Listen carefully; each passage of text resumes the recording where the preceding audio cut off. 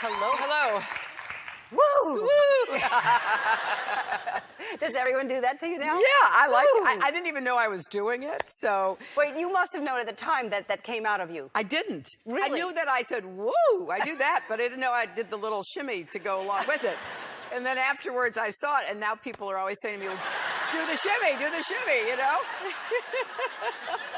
Portia, You had some great dancing going on out yeah, there. we do. We have some good dancers. Good dancing.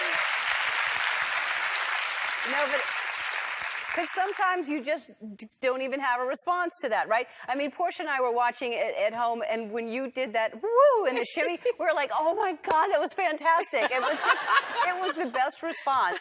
And you look fantastic. I just said you look so good. You were supposed to be here a few weeks ago, and you canceled because you had pneumia. I did. You feel good now? Feel great. Yeah, Absolutely you look great. Yeah, you look healthy. But my advice is, if you have pneumia, stop for a while. That's my advice. Yeah, you pushed through it. Yeah, didn't you? I did. I tried to.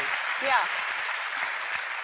Because on the one hand, you know, Donald Trump said that you don't have stamina to be president. Right. And then the one thing that he complimented you on is you never give up and you're a fighter. So which is it? Well, I kind of think that was the only thing he said that I agreed with. That you're a fighter.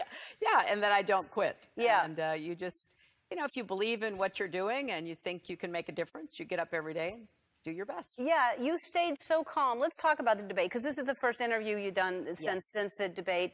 And what did you make of that? Well, I had several reactions. First, it was clear that my opponent, Donald Trump, was going to try to dominate the space almost to the exclusion of the people who were sitting there. I mean, they were sitting there so that we could talk to them and that they could ask questions, we would then answer. And because of the revelation of the public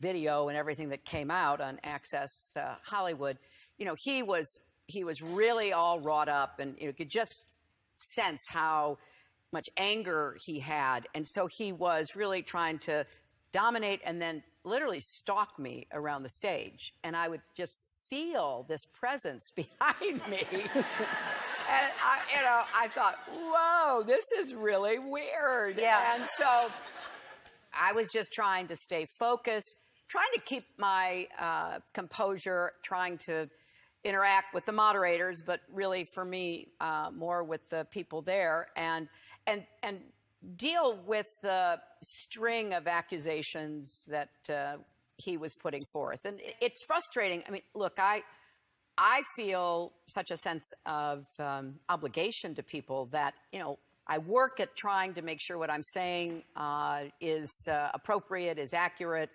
conveying that to people. Everybody makes mistakes, don't get me wrong. I obviously have made more than my share. But to run against somebody and debate somebody who is consistently just spewing forth falsehoods, and when you catch him, when you say, no, wait a minute, you said this, you actually were on the record on this. No, I wasn't. No, I wasn't. And just hopes, I guess, that people will forget it. So you could spend all of your time, and I had to think hard about this before the first debate.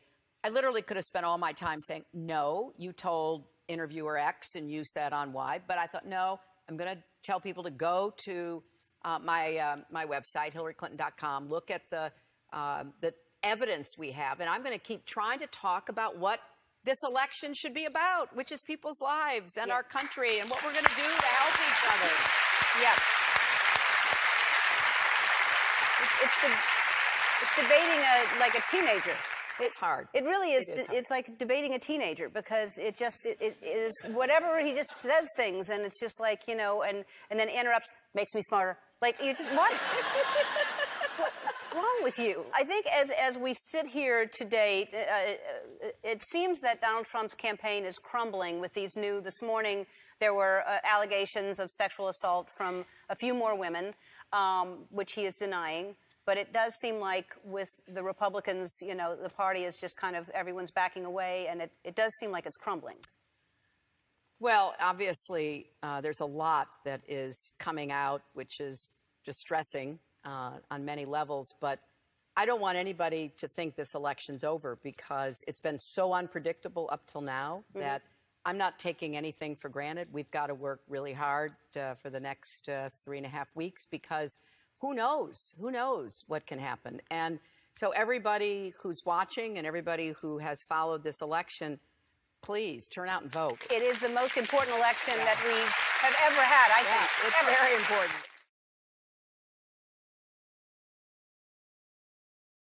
Michelle Obama gave a speech, and I want to show you and then get your reaction. And I can't believe that I'm saying that a candidate for president of the United States has bragged about sexually assaulting women.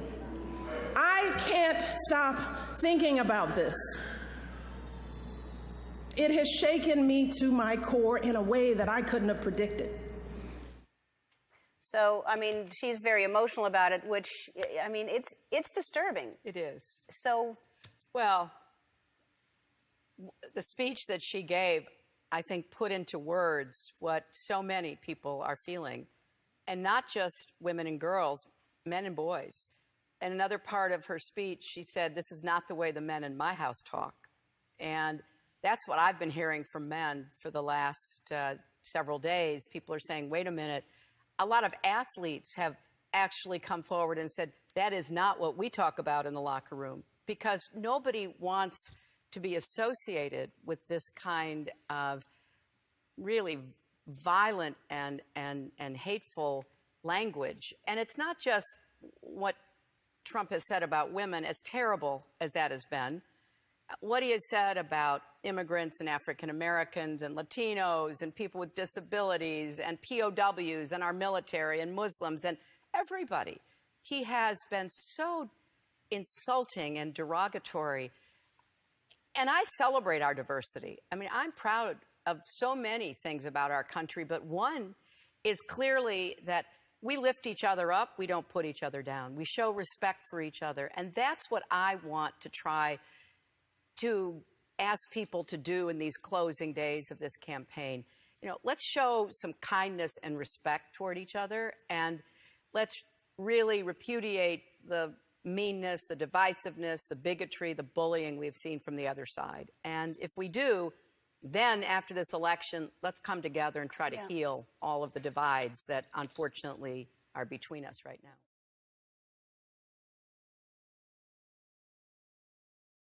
everybody's talking about the debate, and everyone's talking about the winner of this debate. And clearly the winner of the debate was the guy in the red sweater, and Ken Bone. And for some reason, no one is talking about this moment, but we have to show it. There's a lot at stake. This is not an ordinary time, and this is not an ordinary election. We are going to be choosing a president who will set policy for not just 4 or 8 years, but because of some of the important decisions we have to make here at home and around the world, from the Supreme Court to energy and so much else. And so there is a lot at stake. It's one of the most consequential elections that we've had. And that's why I've tried to put forth specific policies and plans, trying to get it off of the personal and put it on to what it is I want to do as president. Thank you very much, both of you.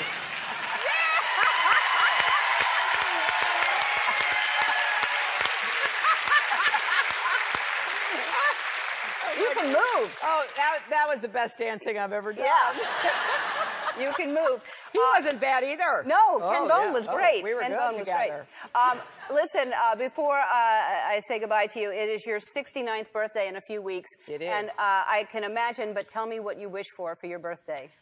Well, I have several wishes. One of them obviously includes the election, but I really wish that I will be the president that our country needs right now. That's my deepest hope. You are. And you know, you're right, it is my birthday, and just think of it this way, I will be the youngest woman ever elected president of the United States. Yes, you will. Yes, you will. That's right, that's right. I cannot wait. I have high hopes, and I trust in the good people of this country to make the right decision. After you are elected president, come back and see us. I will. All right. Absolutely. All right. Absolutely. We'll be right back.